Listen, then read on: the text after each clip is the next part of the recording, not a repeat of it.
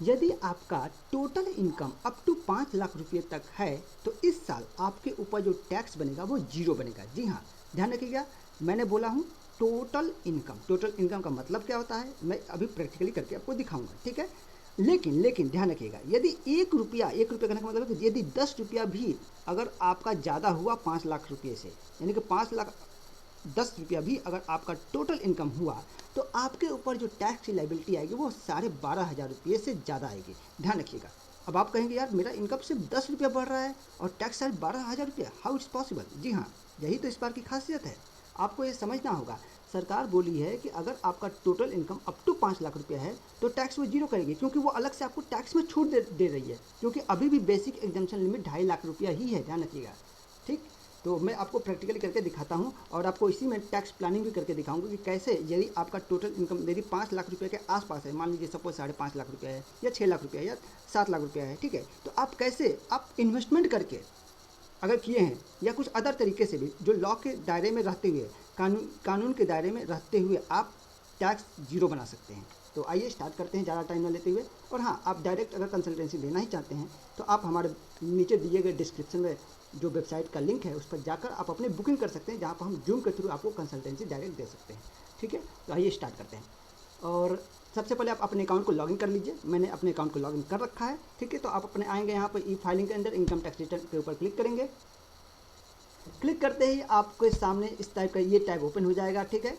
और यहाँ पर सबसे पहले हम अपना असेसमेंट ईयर लेंगे, यानी कि 2020 एंड 21 हमारा चल रहा है असेसमेंट ईयर, राइट।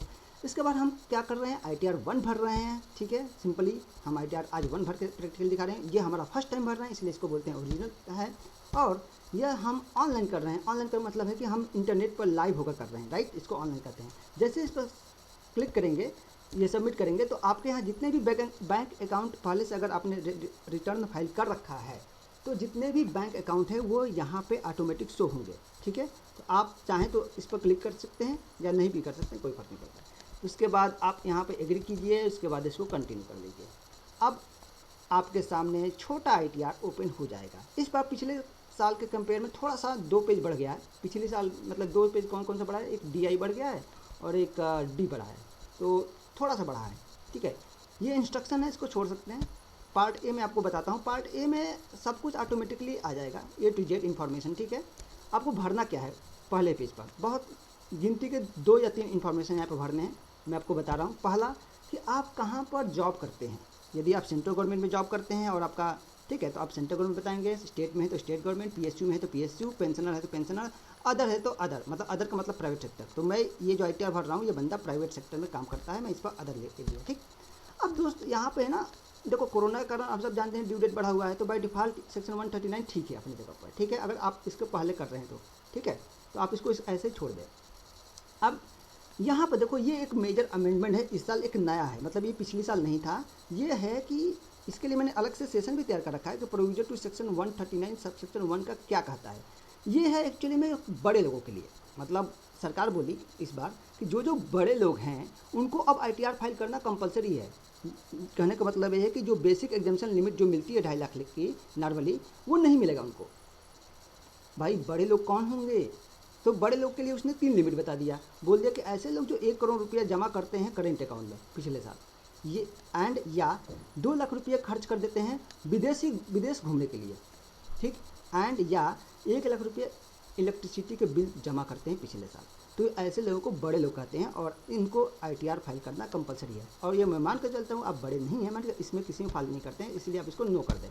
यदि यस करते हैं तो ये अमाउंट भरना पड़ेगा, इसके लिए आपको मेरा अलग सेशन देखना पड़ेगा, ठीक।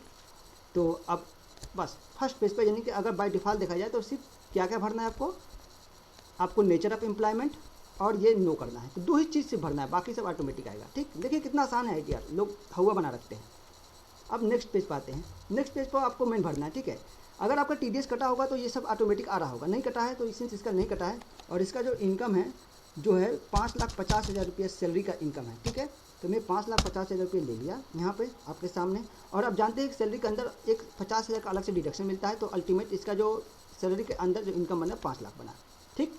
ये सब ऑटोमेटिक फिल होकर आ गया, कोई अलाउंस नहीं है, इसलिए मैं इसको छोड़ रहा हूँ, ठीक है। मैं आपको दिखा रहा हूँ कि कैसे 5 लाख रुपये से ज़्यादा की इनकम है या आसपास है तो आपका इनकम जीरो बनेगा। तो अभी मैं 5.5 लाख रुपये लिया ऊपर सैलरी के अंदर, ठीक है, और आपका ये बन गया 5 लाख, और यही आपका टोटल इनकम बन गया, ये देखो 5 लाख, राइट। अब टोटल इनकम मैंने क्या बोला था प्रोविजन में, टोटल इनकम 5 लाख होते ही सरकार आपको 12,500 रुपये का सेक्शन 87A में रिबेट देती है अलग से। अगर देखा जाए तो आपको देखो प्रॉपरली देखा जाए तो बेसिक एग्जाम्पशन जो लिमिट होती है वो 2.5 लाख की है, और 2.5 लाख से ऊपर 2.5 लाख यानी कि 5 लाख हुआ, यानी कि 2.5 लाख ऊपर टैक्स कितना बना, 5% का रेट है, तो 12,500 टैक्स बना, तो 12,500 ये आपका टैक्स बना। लेकिन सरकार अलग से आपको छूट दे रही है 87A में, इस कारण आपका टैक्स जो बना वो 0 बन गया, ठीक है। देखो पूरी तरह से टैक्स 0 बन गया। अब देखो अब थोड़ा ऊपर आते हैं, अब आपको करना भी है ना ITR, तो ये तो मैं एक ओवरव्यू दे दिया। अब देखो आपको मैं एक पहले इसको कंप्लीट कर दूँ। देखो यहाँ पर लिखा है टाइप ऑफ हाउस प्रॉपर्टी। अब आप जानते हैं कि ITR जो 1 होता है वो स्पेशली 3 चीज़ों के लिए होता है, मतलब 3 तरह का इनकम है, तो आप ITR 1 भरते हैं। क्या क्या? पहला सैलरी अप टू 50 लाख, ठीक है। दूसरा हाउस प्रॉपर्टी, एक घर का हाउस प्रॉपर्टी से इनकम हो, और तीसरा अदर सोर्स, जैसे कि आपका बैंक का इंटरेस्ट है, फलाना ठिकाना, ये सब, ठीक है, मतलब बैंक का इंटरेस्ट ही मान लो, सॉरी, ठीक। तो अब देखो इसमें हाउस प्रॉपर्टी के रिगार्डिंग आपको 3 बातें बतानी है कि क्या आप अपने घर में खुद रहते हैं, यस, या उसको रेंट आउट पर चढ़ा रखे हैं। तो मैं मान कर चलता हूँ आप खुद ही रहते हैं, इसको सेल्फ ऑक्युपाइड कर दीजिए, इसमें कुछ नहीं भरना है। हाँ, होता क्या है दोस्त, कभी कभी आपने घर बनवाने के लिए लोन लिया है और उसके ऊपर इंटरेस्ट जा रहा होता है, तो आप उस इंटरेस्ट को यहाँ पर क्लेम कर सकते हैं अप टू 2 लाख रुपये तक, ठीक है। इसका अलग सेशन है, आप तैयार वहाँ से देखो। मैं मान कर चलता हूँ आपने ऐसा कुछ कांड नहीं किया है, मतलब ऐसा सॉरी कांड नहीं कहेंगे इसको, अच्छा एक्टिविटी नहीं किया अभी तक, ठीक, मतलब अभी तक घर बनाने के लिए लोन नहीं लिया है और कोई इंटरेस्ट नहीं जा रहा है। अब बात कर लेते हैं। देखो दोस्त, मैंने कहा 3 तरह के इनकम के लिए ITR 1 होता है। ये रहा आपका अदर सोर्स। अदर सोर्स में क्या है भैया, सेविंग के ऊपर जो इंटरेस्ट है ऑब्वियस होता ही, नॉर्मली कुछ ना कुछ तो होता ही है। तो आप यहाँ बैंक अकाउंट चेक कर लो, वहाँ से 500 1000 जो भी आपका सेविंग अकाउंट में आया होगा, 2 बार आता है साल भर में या 4 बार मैक्सिमम, ठीक है। तो अब यहाँ पर इसका 400 रुपया था, तो मैं यहाँ पर क्लेम कर लूँगा, ठीक, सिंपली। अब आते हैं नीचे। अब दोस्त देखो यहाँ पे ना ये बंदा जो है वैसे तो टैक्स 0 बना है, लेकिन अब मैं इसका टैक्स बढ़ाता हूँ ताकि आपको मैं प्लानिंग करके दिखाऊँ, ठीक है। अब मैं मान कर चलता हूँ यदि इसका 5,51,000 होता टोटल इनकम, तो क्या होता। देखो 5,51,000 होते ही इसका जो टैक्स बनेगा ना, ये देखो 14,631 रुपये, देख रहे हो। यही मैं कहा 1,000 रुपये बढ़ाने से 14,000 का टैक्स। क्यों? क्योंकि सरकार अलग से छूट दे रही है, अब वो छूट वापस ले रही है ना। क्यों वापस ले रही है, कोई पूछेगा तो क्या बताओगे। वो इसलिए ले रही है क्योंकि आपका ये जो टोटल इनकम है ये 5 लाख से क्रॉस कर गया, और 5 लाख से क्रॉस करते ही आपके जो एग्जम्पशन है 12,500 वाला वो नहीं मिलेगा, यानी कि वो जुड़ गया आपके लिए। तो आपको यहाँ पर टैक्स प्लानिंग करना चाहिए ना, तभी तो आप अगर मान लो आसपास हो तो अब देखो टैक्स प्लानिंग कैसे करेंगे, लॉ के अंदर रहते हुए, है ना, कानूनी तरीके से। अब मैं आपको बताता हूँ। अब देखो दोस्त, मैंने कहा कि आपका 1,000 रुपये का यहाँ पे क्या है, चलो मैं थोड़ा बढ़ा देता हूँ, मैं इसको 5,000 रुपये कर देता हूँ, 6,000, 5 नहीं 4,000 कर देता हूँ, ठीक है। 5,54,000 रुपये मैं कह रहा हूँ कि आपका इनकम है, ठीक। तो सबसे पहले मैं आपको बता दूं कि अगर आपने कुछ इन्वेस्टमेंट किया है, LIC हो गया या PPF हो गया, EPF हो गया, कहीं भी कुछ इस टाइप का, या मेडिक्लेम में किया है, तो आप इसमें भर दो। एक तो वो आपका टैक्स प्लानिंग करा देगा। मैं मान के चलता हूँ आपने 1,000 रुपये LIC दिया है साल भर में, बहुत कम, ठीक है। चलो भैया, अब देखो 1,000 क्लिक करते ही यहाँ पर ये इनेबल हो गया, पहले ये इनेबल नहीं था। ये पूछ रहा है कि देखो नॉर्मली क्या होता है, आपको डिडक्शन तब मिलता है जब आप 31 मार्च से पहले या तक आपने इन्वेस्टमेंट कर दिया हो इन सब में, ठीक है, तो आपको डिडक्शन मिलता है। तो लेकिन इस साल कोरोना के कारण सरकार 1/4/2020 से लेकर 31/7/2020 तक का टाइम दिया था अलग से, इसलिए वो सरकार पूछ रही है कि बेटा आप ये बताओ कि आपने जो इन्वेस्टमेंट किया है इसमें से कितना पोर्शन इस तारीख के बीच में किया है। तो यदि किया है तो यस कीजिए, बिल्कुल। मैं तो भाई अभी किया हूँ, जस्ट पिछले महीने किया हूँ, ठीक है। तो ये 1,000 मतलब आपको यस कर देना। यस करते ही आपको एक नया टैब मिलेगा, यहाँ पे मैं आपको दिखा रहा हूँ, शेड्यूल डिटेल ऑफ इन्वेस्टमेंट। आप इसके ऊपर क्लिक करेंगे और यहाँ पर देखो ये आ रहा है अमाउंट, ठीक है। अब कह रहा है कि 1/4/20 से लेकर 31/7/20 के बीच में आपने इसमें से कितना इन्वेस्टमेंट किया। तो भाई मैंने तो पूरा किया है तो मैं यहाँ पूरा लिखूंगा, लेकिन आपने यदि 500 किया है तो 500 लिखिए, ठीक। ये जस्ट इन्फॉर्मेशन मांग रहा है सरकार, ताकि आप अगले साल इसकी डुप्लीकेशन न कर सके। तो ये आपको बताना है, जस्ट इन्फॉर्मेशन है और कुछ नहीं, ठीक। अब आते हैं मेन शेड्यूल पर। अब आते हैं आपके टैक्स प्लानिंग। अभी अगर मैं टैक्स देखूँ तो कितना टैक्स बन रहा है, 15,090 रुपये, ठीक है। अब देखो मैं आपको टैक्स प्लानिंग कैसे कराता हूँ। ATD में आइए। ATD क्या है, आपका मेडिक्लेम है, ठीक है। अपने मेडिकल के ऊपर, अपने मेडिकल के ऊपर या अपने पेरेंट्स के मेडिकल के ऊपर कुछ खर्चा किया या इंश्योरेंस लिया, ठीक। तो ये पूछ रहा है कि आपके परिवार में आपके पेरेंट्स को छोड़कर कोई सीनियर सिटीजन है, तो नहीं है, तो यहाँ मैं नो कर दिया, मुझे छोड़कर, सॉरी मेरे पेरेंट्स को छोड़कर। और दूसरे लाइन में पूछ रहा है यहाँ पे क्या आपके पेरेंट्स सीनियर सिटीजन है, यस बिल्कुल है, तो मैं यहाँ पे यस कर दिया। ठीक, अब देखो दोस्त, या तो आप खुद या पेरेंट्स दोनों में से कोई भी अप टू 5,000 रुपये तक प्रिवेंटिव हेल्थ चेकअप के नाम से क्लेम कर सकते हैं। ठीक है, ये रहा प्रिवेंटिव हेल्थ चेकअप यहाँ पर है और यहाँ पर दोनों मिलाकर 5,000 रुपये तक क्लेम कर सकते हैं। तो मैं यहाँ पर 4,000 रुपया क्लेम कर लूँगा प्रिवेंटिव हेल्थ चेकअप के नाम से। और इसका जो पेमेंट होगा, आप मतलब प्रिवेंटिव हेल्थ चेकअप के लिए प्रूफ क्या होगा, आप कहेंगे ना प्रूफ क्या है, तो ये सरकार बोलती है 5,000 रुपये तक अगर आप किसी डॉक्टर को मेडिसिन के लिए या फीस के लिए चेकअप कराने के लिए कैश में भी दिया है पेमेंट, तो अलाउ कर दूंगा मैं 5,000 रुपये तक। सरकार कोई दिक्कत नहीं है, बस एक पर्ची फरवा लेना उससे और कुछ नहीं।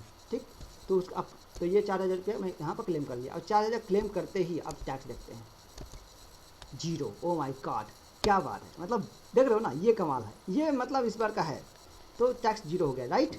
तो एक तो ये प्लानिंग हो गया। दूसरा प्लानिंग क्या है, दूसरा प्लानिंग आप ये सिंपली कर सकते हैं। मान लीजिए आपके पास अब इनकम 6 लाख रुपया है, या मैं थोड़ा ज़्यादा ही ले लेता हूँ, नहीं तो आप लोग कहोगे यार छोटे छोटे अमाउंट क्या उठा रहे हो।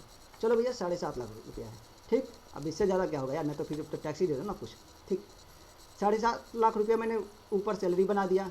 तो देखो दोस्त, अब 7.5 है तो ऑब्वियस बात है कहीं तो लीगल तरीके से इन्वेस्ट करोगे ना। तो मैं मान के चलता हूँ कि आपने 1 लाख रुपया यहाँ उठा रखा है, ठीक है, और 1 लाख रुपया यहाँ उठा रखा है, और अभी टैक्स कितना बना, 36,000 बन रहा है ना। तो कुछ और ले लेते हैं।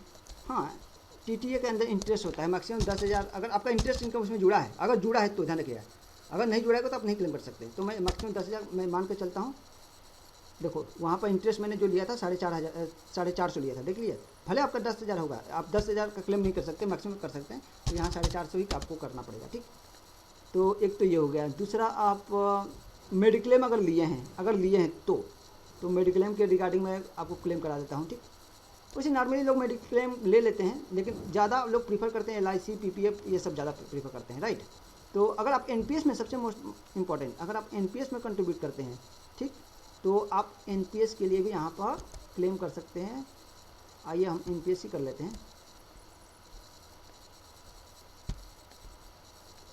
एक काम करता हूँ मैं, 1.5 लाख रुपये, मैक्सिमम 1.5 लाख तो यहाँ कर ही सकते हैं ना। तो मैं आपको दिखा रहा हूँ कि कैसे टैक्स प्लानिंग करके आपको 0 करना है। अभी भी मुझे 46,000 का प्रोविज़न करना है, तो मैं मान के चलता हूँ ये NPS के अंदर आता है और इसका सेंट्रल गवर्नमेंट या स्टेट गवर्नमेंट का आपका कंट्रीब्यूशन है, तो ये आपका 50,000 रुपये तक है। ठीक है, लेकिन ये लेगा नहीं, क्यों नहीं लेगा, क्योंकि इसका कंट्रीब्यूशन होता है 80D1D में। 1 सेकेंड, हाँ अब ले लिया। अब देखते हैं, राइट, अल्टीमेट आपका टैक्स, अगर आप NPS में सेंट्रल गवर्नमेंट वाला कंट्रीब्यूट किया है, स्टेट गवर्नमेंट जो भी है, ठीक है, NPS के अंदर आपका कंट्रीब्यूशन है, तो इंक्लूडिंग, लेकिन ध्यान रखिएगा जो कंट्रीब्यूशन है पहले 7.5 लाख में जुड़ेगा और इसके बाद रूल के अकॉर्डिंग नीचे आपको डिडक्शन मिलेगा। तो मैं आपको दिखा रहा हूँ 7.5 लाख रुपया है, तब भी आपका टैक्स 0 बन सकता है यदि आप पहले से थोड़ा प्री प्लानिंग करके चले। ठीक है, और भी मैं आपको दिखा सकता हूँ, इवन 10 लाख रुपये का भी आपका टैक्स 0 बन सकता है यदि आप प्री प्लानिंग करें, अपने अकॉर्डिंग करें। ठीक है, तो बन सकता है, ऐसी बात नहीं है कि सरकार ऐसे लीगली बहुत सारे ऑप्शन देती है, लेकिन लोगों को मालूम नहीं होता, इसलिए वो इलीगल तरीके की वो मूव कर जाते हैं। तो इसके लिए हमारा वेबसाइट इसीलिए जिंदाबाद है, आप वहाँ से कंसल्टेंसी जब भी मन करे वहाँ पर आप वीडियो कॉल कर सकते हैं इजीली। ठीक है, तो ये ओवरऑल मैंने आपको ITR भर के दिखाया। ठीक, अब मैं आपको ले चलता हूँ, यदि आपका TDS कटा होगा तो यहाँ पर आ रहा होगा, नहीं कटा है तो नहीं आ रहा होगा। ठीक, अब आते हैं टैक्स पेड, आपका मैंने दिखा दिया 0 हो गया। ठीक, अब यहाँ पर 2-3 इन्फॉर्मेशन और भरनी है। यहाँ बैंक अकाउंट है तो आप यहाँ पर IFSC कोड डालिए, बैंक आ जाएगा, बैंक अकाउंट नंबर डाल दीजिए, बस हो गया। अब आइए, ये जो ITR अकाउंट भर रहा हूँ मैं, सेल भर रहा हूँ, कहाँ से भर रहा हूँ, दिल्ली से भर रहा हूँ। ठीक है, धनाधन, और यहाँ पर कोशिश कीजिएगा I would like to e verify later, ताकि ये रिटर्न एटलीस्ट सबमिट हो जाए। अब आपको इसको करना है प्रीव्यू एंड सबमिट। तो आइए देखते हैं, प्रीव्यू एंड सबमिट पर क्लिक करते ही आपके सामने ओपन हो जाएगा सिंपल तरीके से पूरा। आप इसको प्रीव्यू कर सकते हैं बिफोर सबमिशन, राइट। तो आप देख सकते हैं जो जो आपने भरा वो यहाँ पर आ गया। आप इसको डाउनलोड भी कर सकते हैं, लेकिन आपको सबमिट करेंगे तभी सबमिट होगा, अदरवाइज ये फिर आपको भरना पड़ जाएगा, ध्यान रखिएगा। अब इसको सबमिट कर देंगे। सबमिट करते ही आप डैशबोर्ड पर जाएंगे, क्योंकि मैंने वहाँ पर क्लिक कराया था लेटर वाले पर, राइट। अब डैशबोर्ड पर जाएंगे, वहाँ पर लिखेंगे, क्लिक करेंगे व्यू रिटर्न फॉर्म के ऊपर, इसमें अपना आप ITR पर क्लिक करेंगे और सबमिट कर देंगे इसको। सबमिट करने के बाद ये देखो यहाँ पर लिखा है ना pending return for E verification, इसके ऊपर क्लिक करेंगे, हाथ बन जा रहा है। और जो आपका ITR जो अभी आपने सबमिट किया ना, यहाँ पर आ रहा होगा, उसके ऊपर ई वेरीफाई पर क्लिक करेंगे। यहाँ पर ई वेरीफाई का बटन बना होगा, क्लिक करके जैसे करेंगे वहाँ पर आधार पूछेगा, आधार के ऊपर बस क्लिक करना है, ठीक है। क्लिक करते ही आपके जो मोबाइल नंबर रजिस्टर्ड है आधार के साथ, उस पर OTP जाएगा, वो OTP इसमें फिट करके डन कर देना, बस आपका ITR हो गया डन। तो इस प्रकार हमने इस पूरे सेशन में क्या क्या देखा, एक बार ओवरव्यू दूँ तो मैंने देखा कि बड़े लोगों के लिए 3 एक्सेप्ट वो था, लिमिट थी, ठीक। दूसरी बात देखा कि मैंने कैसे लीगल तरीके से टैक्स प्लानिंग करके आपको दिखाया कि अगर 5 लाख के अंडर है तब तो बल्ले बल्ले हैं, आपके ऊपर टैक्स जीरो है। लेकिन 5 लाख से ऊपर 10 रुपये भी जा रहा है तो 12,500 प्लस आपका टैक्स बन जा रहा है। अब इसको जीरो कैसे करना है, तो देखो घबराने की कोई बात नहीं है। 5.5 मतलब 5,55,000 रुपये तक का भी अगर आपके पास इनकम है, ठीक है, तो ईजिली बिना किसी प्रूफ के भी, नहीं 5,000 का बस प्रूफ रख लो, आपका टैक्स जीरो बन जाएगा, ठीक। क्योंकि 50,000 तो सैलरी में एडजस्ट हो गया और 5,000 रुपये आप प्रिवेंटिव हेल्थ चेकअप में ले लो, ठीक। ये भी लीगल तरीके हो गया। तीसरी बात, अगर आप थोड़ा सा प्री प्लानिंग करके चले तो आप 80C 80D का बेनिफिट उठा लो, तो इस तरह आप 7.5 लाख रुपये तक का NPS का बेनिफिट उठा लो, 7.5 लाख रुपये तक आपके ऊपर टैक्स जीरो बन गया, ठीक। और भी ज़्यादा डिटेल में जानना चाहते हो, 10 लाख रुपये भी अगर एग्जाम करवाना चाहते हो तो भाई अब उसके लिए वेबसाइट पर पहुँचो हमारे, उस वहाँ से जूम का एक सेशन बुक करो, उसका बात करते हैं फिर, ठीक है। तो इस प्रकार हमारा सेशन में हमने देखा ओवरऑल ITR 1 कैसा लगा। अब अपना कमेंट जरूर दें और तब तक के लिए मज़े करें, बाय बाय रहें, सेफ रहें। Thank you so much. और अच्छा लगे तो कमेंट मार देना धीमे से। Okay, bye bye.